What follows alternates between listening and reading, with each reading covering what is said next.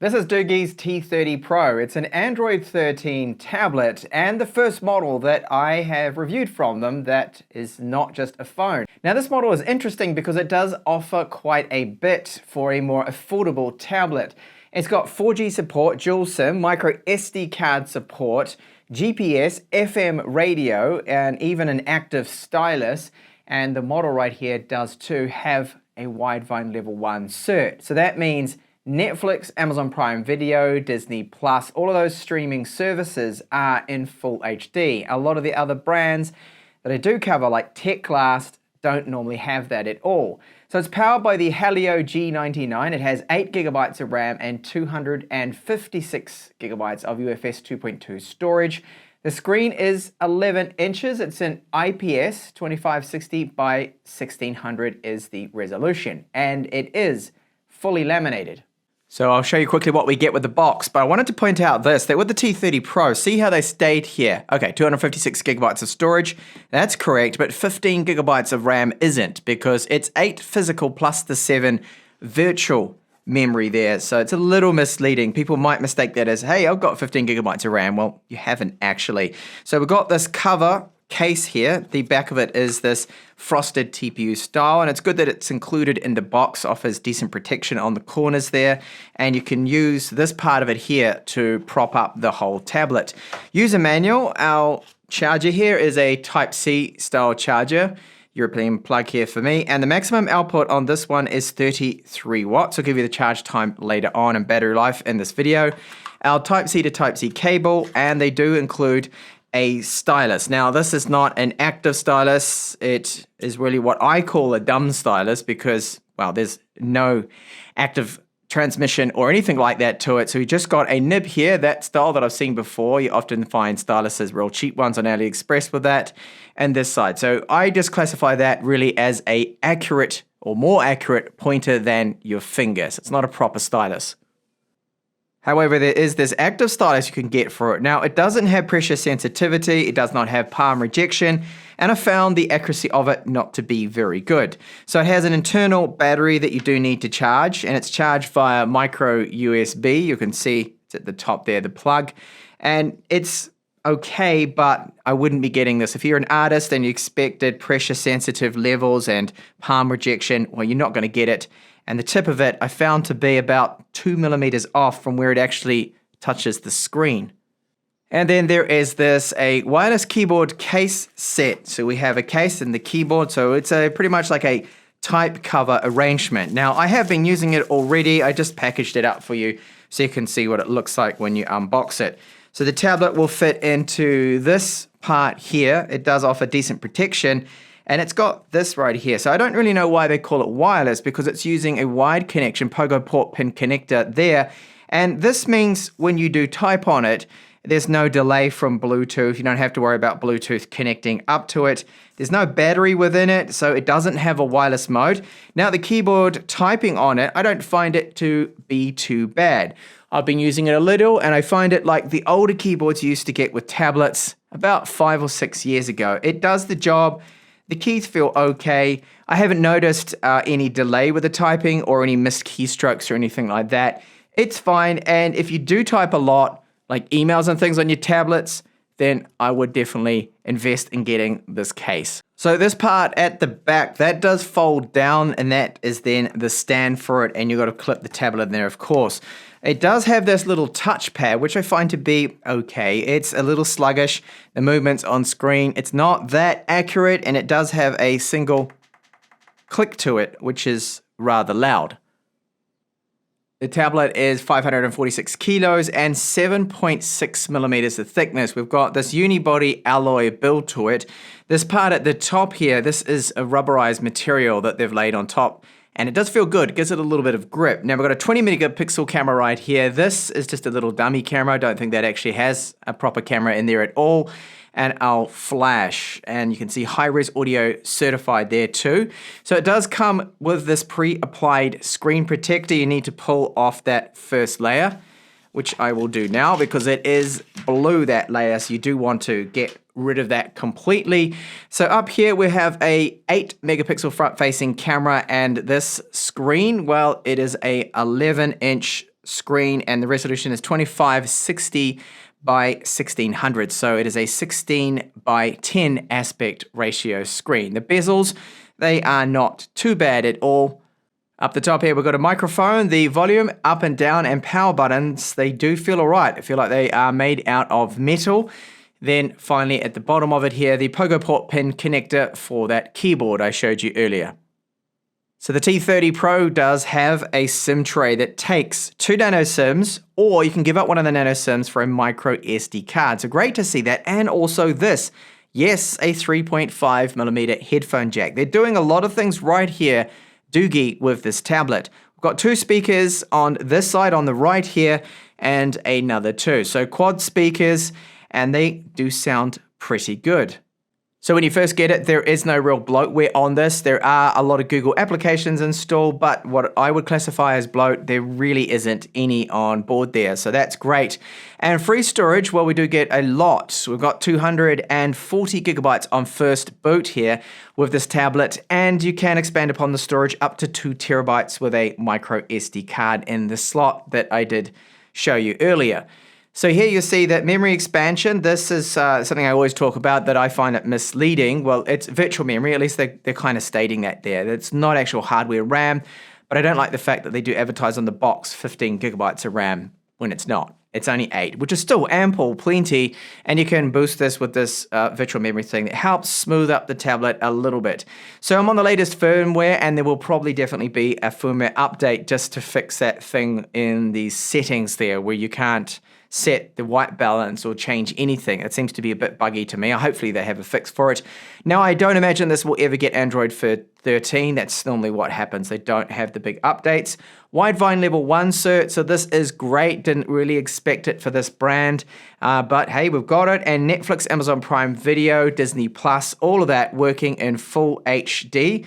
The internal storage is UFS 2.2, and we get very good speeds out of it. I don't find that to be bad at all. It's not a bottleneck for this system, for this tablet at all. What is a bottleneck is more the performance. So this is Antutu version 10 now, and you can see that it's not really that fast at all. The Helio G99 I would consider to be a low-end chipset. It's octa-core. It does okay, and I'll show you some gaming performance later on. You can pretty much play most of the games out there, but you do need to use low settings. Otherwise, it will really start to lag a little. So, what about the battery life? It's around about 7 to 8 hours. In this test, it did 6 hours and 39 minutes. It still had 20% battery left, so you get at least 7 hours.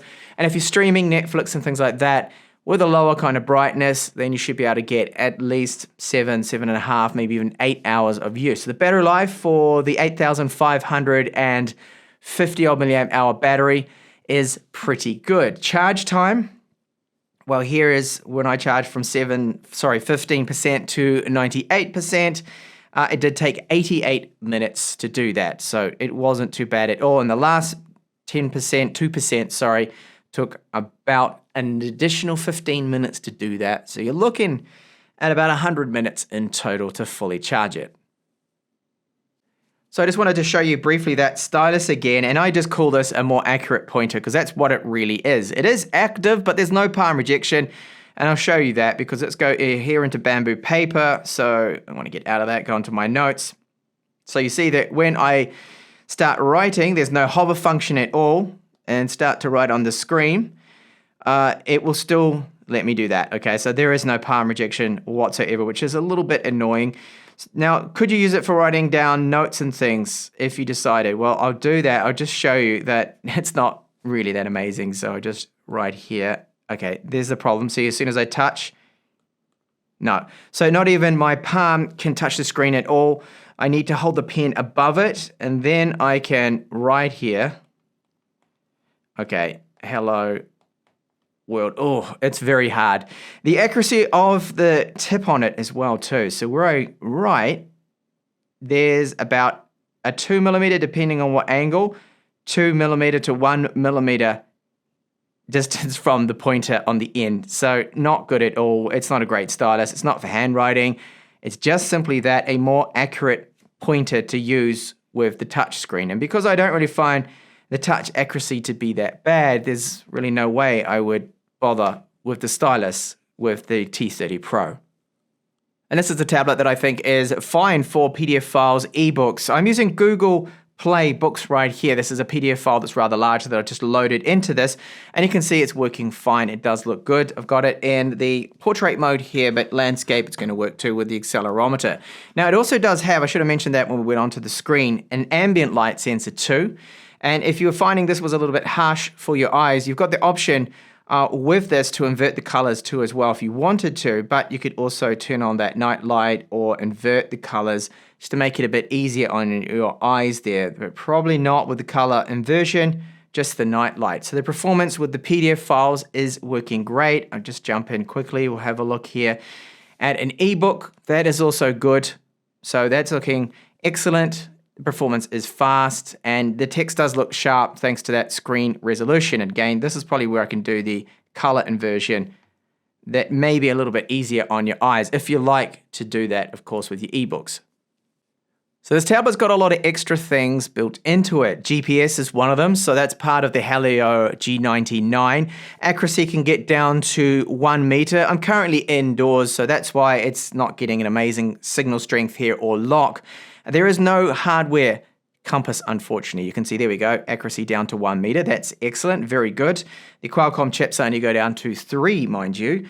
They're not even as good as that, but that's a restriction they do have. So there is, of course, the phone dialer. You can place calls with this, and if you do place a call with it and you don't have a headset plugged in, it goes through the loudspeakers, which I'll give you a sample of soon. And there's even on board too, FM radio. So you will, of course, for this, need to plug in the 3.5mm headset, one of those if you got them, because it's going to act as our aerial. So you can place the voice calls, text messages, you can set WhatsApp up on this, the GPS and the FM radio. It's got quite a bit extra here. What it's lacking is 5G, but I don't think it's going to be too much of a problem. I don't seem to have any issues with my 4G strength and signal. It is locking on here to LTE band 20 for me. So it's great, I can just plug in my 3.5mm headphones. I do not need a Type-C adapter. Now the output quality from it does sound to reasonably good. Good volume, just like these quad speakers. Now I said before the speakers sound good, I was meaning the volume. They're very loud, good volume out of them, but they do sound quite flat, these speakers. And YouTube playback, just to point out, yes, you can stream at 1080p, no problems, and the YouTube app performance is good. I don't really see any major lags or anything. So I'll give you a sound sample now from one of my videos with the speakers here set to 100% to give you an idea of what the speakers sound like.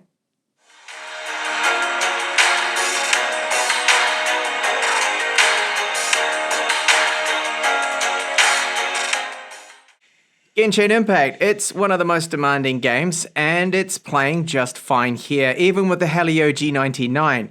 So we've got the 8GB of RAM, that is certainly helping out, and I do have it set to the lowest possible settings too. So I wouldn't go over to medium settings or high settings. I've just set it to low, and the only change that I did do was set the frame rate to 60 frames per second from the 30. I found that 30 was just a little choppy. Occasionally you do see some lags, like just then.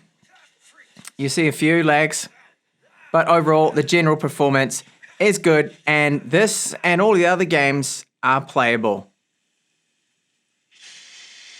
So the T30 Pro from Doogee does offer quite a lot. When you factor in, we've got 4G support, so you can run WhatsApp, send text messages, place phone calls on it, GPS, wide phone level 1 cert, a reasonably good IPS panel with it. The speakers are very loud, but they do sound a little flat.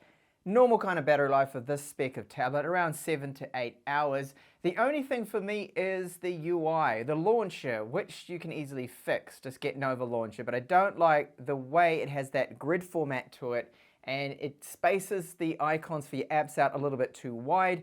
There's also that bug with the display settings, so you can't change at the time of this video the white balance or any of the display settings there, so the saturation, you can't change the mode of it. It seems to be missing, as I showed you. There's something going on there. So I do hope that Doogee can release a patch for that. The final thing is the price point of this. So it's around and over about $330 at the time of this video. I find that a little pricey compared to the competition, even though, yes, it does offer quite a bit more than the others. Having that wide vine level 1 cert's a big one. I'm always like a broken record, normally with the cheaper tablets that I do cover in the channel saying, okay, we've got Netflix in standard definition, but not here with this model. So there we go. That's the full story of the Doogee T30 Pro. Thanks a lot for watching.